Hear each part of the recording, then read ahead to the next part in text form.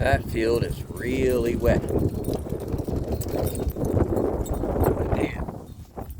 These guys are tough to follow. It's super wet.